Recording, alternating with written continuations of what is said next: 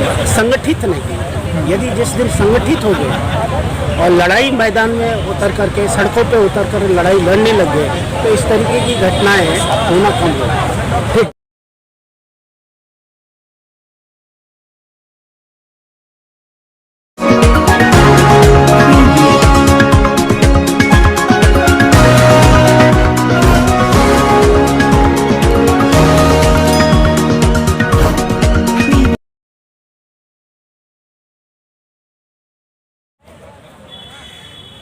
हमारे साथ में डॉक्टर बत्तीलाल बैरवा जी।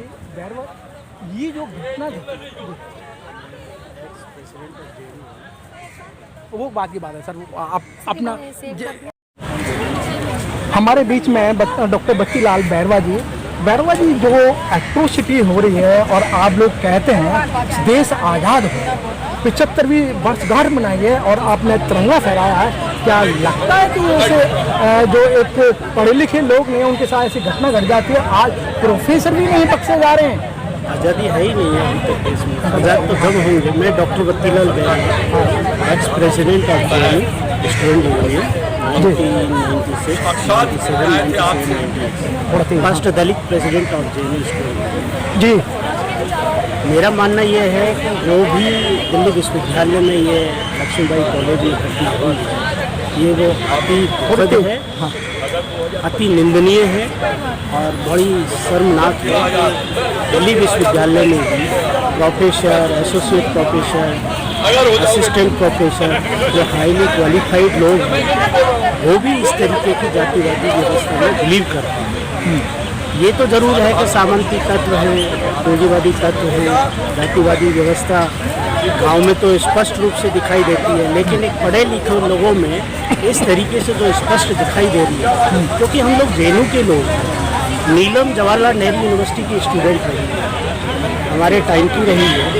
तो जेएनयू वाले लोग हैं वो पढ़ने लिखने में विश्वास करते हैं, डिबेट में विश्वास करते हैं, वाद संवाद में विश्वास करते हैं। यदि डिपार्टमेंट की मीटिंग थी तो डिपार्टमेंट की मीटिंग में यदि मिनट्स पढ़ना गुनाह है तो वो गलत है, क्योंकि मिनट्स को पढ़ने के कोई भी कागज़ पर यदि साइन किया जाता है तो मिनट्स को पढ़ लिख करके ही किया जाता है। यदि कुछ एडिशन हो तो एडिशन करवाया जाता है, उसमें जोड़ा जाता है और उसके बाद ही साइन होता है। और इस तरीके से जो किया गया है थप्पड़ मारना, उसको बात संवाद भी करते तो ज़्यादा बेटर था, लेकिन ये अच्छा डॉक्टर बैरवा जी, आपको लगता है अचानक घटना है?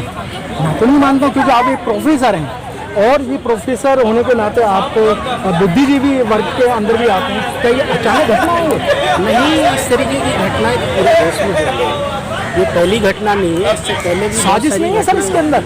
देखिए, साजिश दिल्ली यूनिवर्सिटी के दूसरे कॉलेजेस में भी इस तरीके से घटनाएं हुई हैं और दूसरी यूनिवर्सिटीज़ में तो और भी ज़्यादा स्पष्ट रूप से दिखाई देती है जी।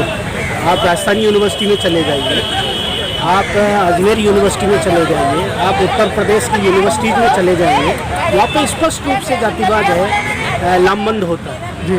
और जहाँ तक है दलितों की एक्सेप्टेंस की बात है, तो दलितों की एक्सेप्टेंस है मोस्ट प्रोबली अपॉइंटमेंट ही नहीं है, इक्के दुक्के, मतलब क्या है कि 1% या 2% यदि रिजर्वेशन भी फुलफिल हुआ है, वो दलित यदि नौकरी कर रहे हैं उनको भी इस तरीके से मानसिक प्रताड़ना झेलनी पड़ती है। हाँ प्रोफेसर बैरवा जी, जिस तरीके से अगर हम बात करें कि अभी हाथरस में भी एक दलित बेटे के साथ हुआ है और भारत की राजधानी दिल्ली के अंदर नागल के अंदर भी जो एक अबोध लड़की थी वो भी दलित समाज से थी, और आज लक्ष्मीबाई कॉलेज के अंदर इतनी बड़ी घटना घट गई जो कि एक प्रोफेसर है, सीनियर प्रोफेसर के साथ में एक दलित होने के नाते उनको ये सोशल गैप सहनी पड़ रही है, तो इसका क्या कारण है? जातिवाद है, आज भी अस्तित्व में है जातिवाद, आज़ाद नहीं भारत, दलित आज़ाद नहीं, downtrodden and peasantry class of society India की है, वो आज भी आज़ाद नहीं है। आर्थिक आज़ादी की ये लोग बात करते हैं, आर्थिक नहीं, सामाजिक आज़ादी हमें चाहिए जी। आर्थिक आज़ादी तो चाहिए ही चाहिए, लेकिन सामाजिक आज़ादी है जब तक नहीं होगी इस देश में आज़ादी नाम की कोई चीज़ नहीं रह सकती। 75 साल की आज़ादी के बाद में भी खुलेआम जातिवाद हो रहा है। यदि एक थप्पड़ क्या प्रिंसिपल को मार सकती थी रंजीता कौर? नहीं मार सकती, क्योंकि वो दलित नहीं थी। तो यहाँ स्पष्ट रूप से दलितवाद है, एक सोच है, जिस सोच के तहत अन्यथा दूसरी भी तो टीचर्स थी ना, किसी को और को तो नहीं मारा। सर एक कहावत है ना कि जिसका मियाँ दरोगा तो उसका क्या कोई बिगाड़ सकता है, क्योंकि रंजीता जो कौर हैं ये इसी तरीके से पूरे स्टाफ को धमकाने का काम करते हैं, विभागीय प्रभारी हैं। अब ये जिस तरीके से कर रही है, अब विभाग की इंचार्ज है, विभागीय अध्यक्ष है, तो उसको ये शोभा नहीं देता है। ये अनडेमोक्रेटिक है, लोकतांत्रिक है, असंवैधानिक है। उसने संवैधानिक जो अधिकार है उनका वायलेशन किया है, उसे पनिशमेंट मिलना चाहिए।